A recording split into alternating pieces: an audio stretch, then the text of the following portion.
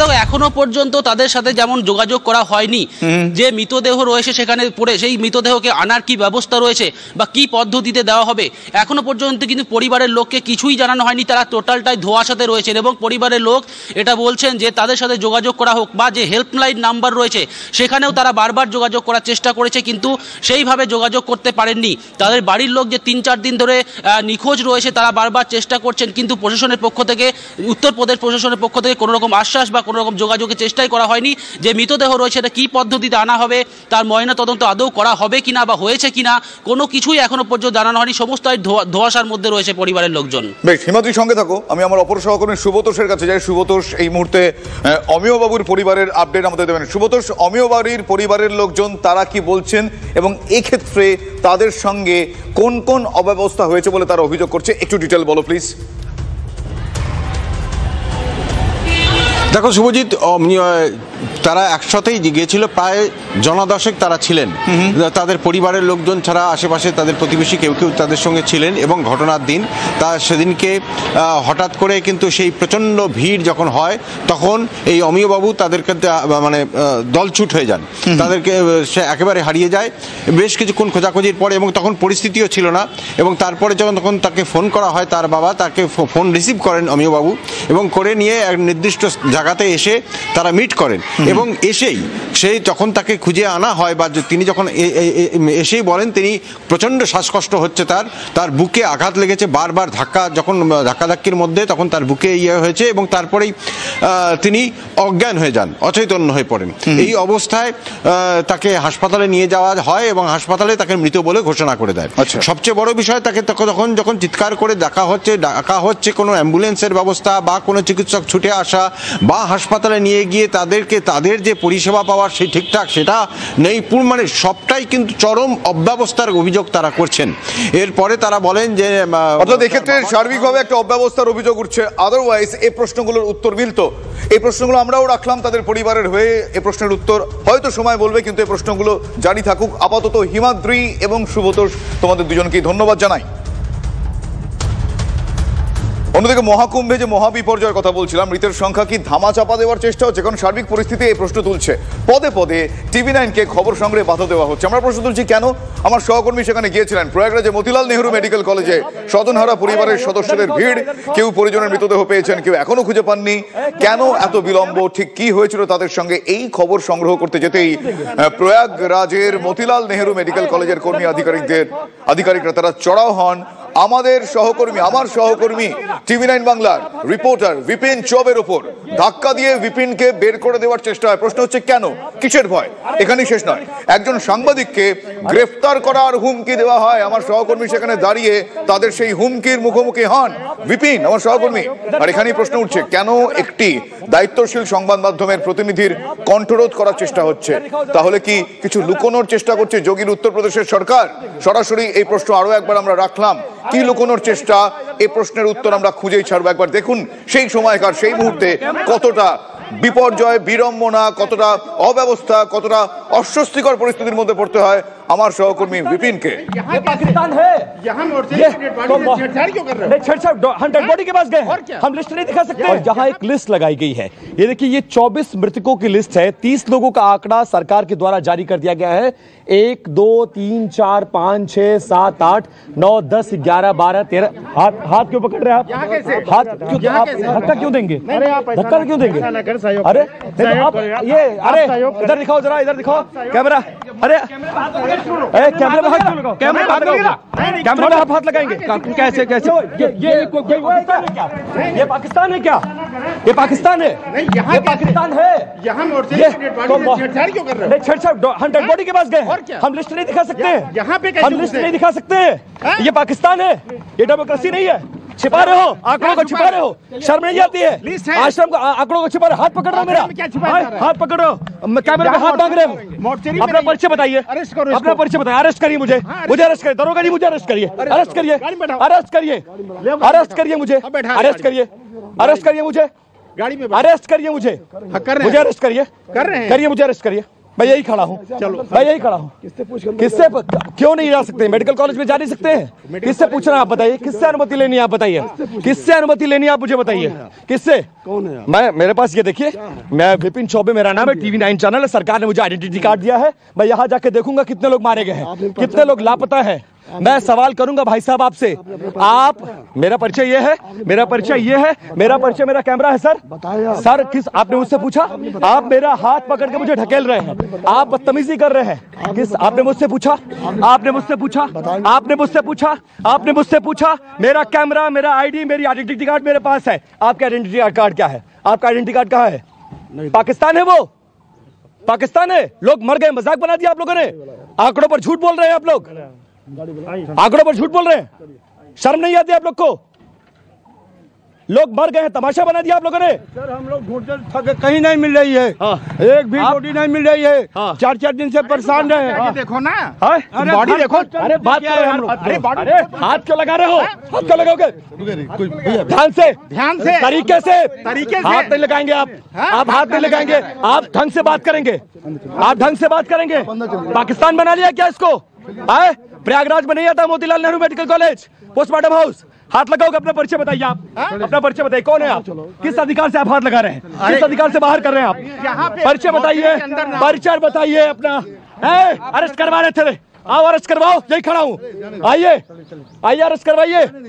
शर्म नहीं आती? लाशों पर झूठ बोलते हो, आंकड़ों को छिपा रहे हो। लोग मर गए हैं, मारे गए हैं, लोगों की लाशें नहीं मिल रही है, परिवार यहाँ भटक रहा है, झूठ बोल रहे हो आप, छेड़छाड़ कर रहे हैं। पोस्टमार्टम हाउस में मैं घुसा हूँ, लिस्ट नहीं देख सकता हूँ, फोटो नहीं देख सकता हूँ, झूठ बोल रहे हो। आओ बाहर आओ, अरेस्ट करवाओ, आओ, दम है तो बाहर आइए, आओ गेट के अंदर पुलिस वालों की मौजूदगी में छुपो मत, सच आओ, आओ आओ बाहर आओ, आओ अपना परिचय बताओ, दम है तो परिचय बताओ अपना। कैमरे पर हाथ मारोगे, जल्दी से छेड़छाड़ करोगे, आंकड़ों को छुपाओगे, शर्म नहीं आती तुमको? परिचय बताओ अपना।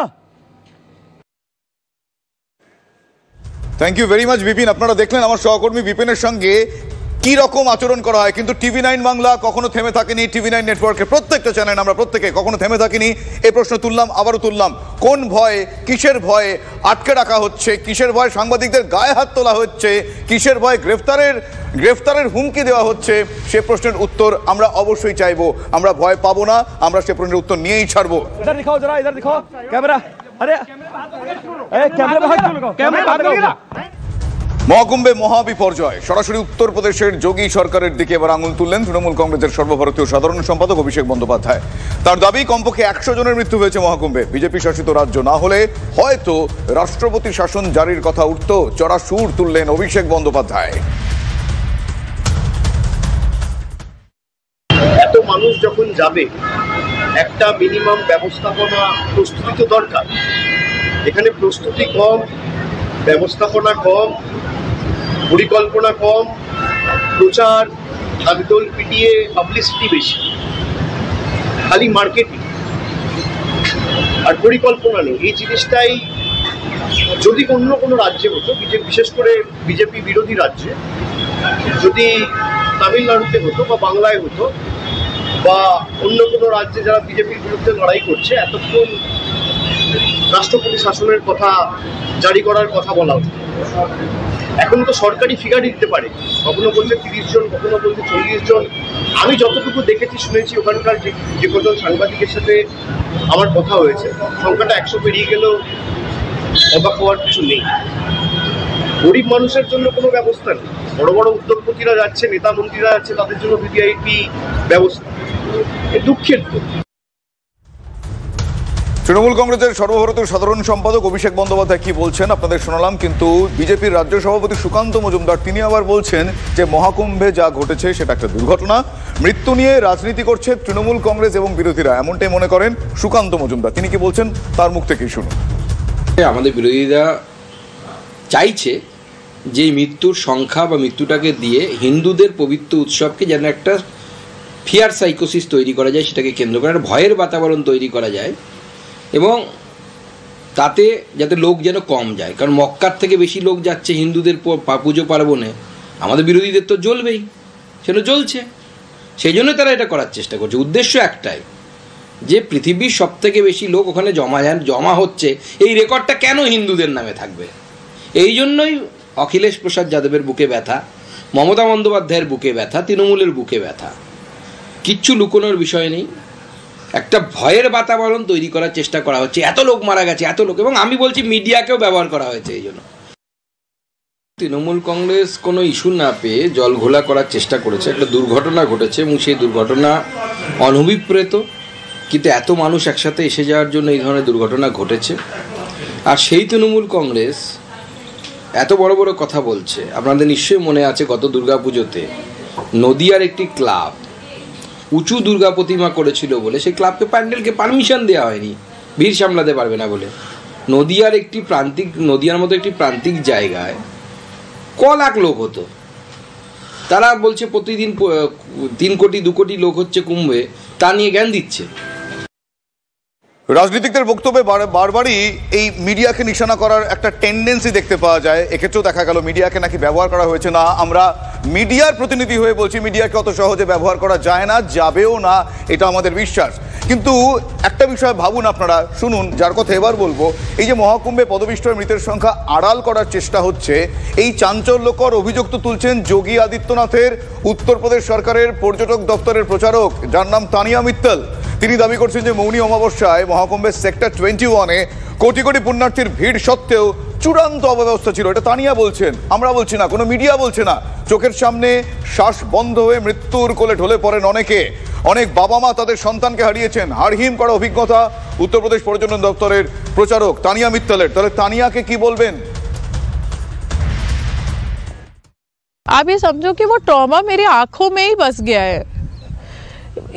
कम से कम वहाँ पे 30-40 लोग तो मरे ही थे, कम से कम। मैं क्यों कर रही हूँ ये? मेरे को भी नहीं करना यार, मुझे नहीं आना कैमरा पे। पर अगर मेरे ऊपर कोई अटैक होता है, मैंने वो काम किया जो सबको करना चाहिए था।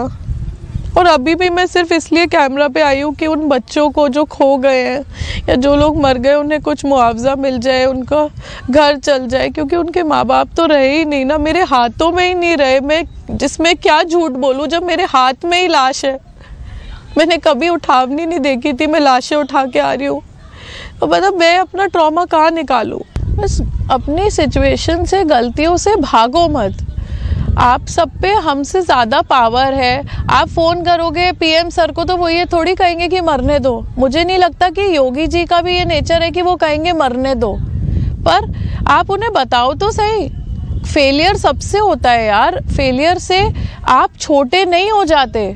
आप एक बकरा ढूंढ रहे हो कि वो लड़की झूठ बोल रही है, या ये बकरा ढूंढने की जगह अपना फेलियर एक्सेप्ट करो, लोगों को बचाओ, उनको उनके पैसे दो। উত্তরপ্রদেশ সরকারেরই একজন গুরুত্বপূর্ণ প্রতিনিধি, তিনি কাঁদতে কাঁদতে প্রশ্ন তুলছেন, তিনি ভয়ের সঙ্গে প্রশ্ন তুলছেন। এ প্রশ্ন আমাদেরও, একে কি বলবেন, কে কাকে দ্বারা কিভাবে ব্যবহৃত হচ্ছে, এ প্রশ্ন আরো একবার তুলবেন জানি না, কিন্তু আমরা সত্যিটা চাই।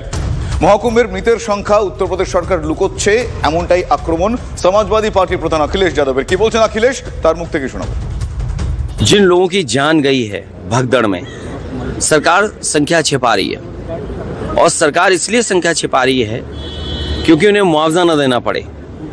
पहले हमारा ध्यान इसी पर है, जो खोए हुए लोग हैं उनकी सही जानकारी दे, सरकार सूची दे, शव का पूरा इंतज़ाम करे, उन्हें पहुंचाने से लेकर के उनके घर परिवार को जल्दी से जल्दी जानकारी और सूचना देनी चाहिए। অব্যবস্থার কথা বা অব্যবস্থার প্রশ্ন বারবার উঠছে, তার কারণ একটা তো যেটাকে বলা হয় জানকারি, এটা তো জানা যাবে কারা হারিয়ে গিয়েছেন, কারা নিখোঁজ, কাদের মৃত্যু হয়েছে, সেটা জানা যাচ্ছে না কেন? মহাকুম্ভে পুণ্যস্নানে গিয়ে লম্বা হচ্ছে নিখোঁজের তালিকা। বেহালার সুবীর নস্কর, রানাঘাটের সুমিত্রা পাল, পূর্ব মেদিনীপুরের কালিকাপুরের অর্চনা মাইতি, জুনপুটের পবন কুমার জানা, মালদার ইংরেজবাজারের অনিতা ঘোষ। উৎকণ্ঠা বাড়ছে, যোগী সরকারের বিরুদ্ধে চূড়ান্ত অসহযোগিতার অভিযোগ উঠছে। একদিকে অব্যবস্থার অভিযোগ, পাশাপাশি এই মুহূর্তে অসহযোগিতার অভিযোগ। যাদের পরিবারের মানুষজনের খোঁজ তারা পাচ্ছেন না, তারা কোনো রকম খোঁজ নিতে যখন যাচ্ছেন তখন তারা সহযোগিতাও পাচ্ছেন না, এমনটা অভিযোগ তাঁদের।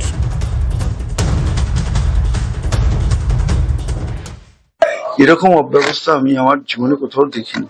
এত বড় একটা মেলা তারা অর্গানাইজ করছেন, কোনো একটি মানুষের খবর তারা দিতে পারছেন না। আইদার তারা কিছু বলুক যে তিনি কোথায় আছেন। আমরাও তো গঙ্গাসাগরে এত মানুষ হারিয়ে যায়, আপনারা জানেন। আমরা সঙ্গে সঙ্গে আমাদের যে টিম রয়েছে, যে এনজিওসরা রয়েছে, আমরা খুঁজে বার করে তাদের পরিবারের হাতে তুলে দিই। তো একটা সিস্টেম, কোনো সিস্টেম নেই এখানে। তো হাজার হাজার কোটি টাকা দেওয়া হয়েছে, এটা তো জাতীয় মেলা। আমরা এত কিছু করে কোটি কোটি মানুষ আসেন, যেহেতু বাংলায় হয়, মমতা ব্যানার্জির রাজ্যে হয়, তাই জাতীয় মেলা করা যাবে না। যেহেতু মমতা ব্যানার্জি করেন,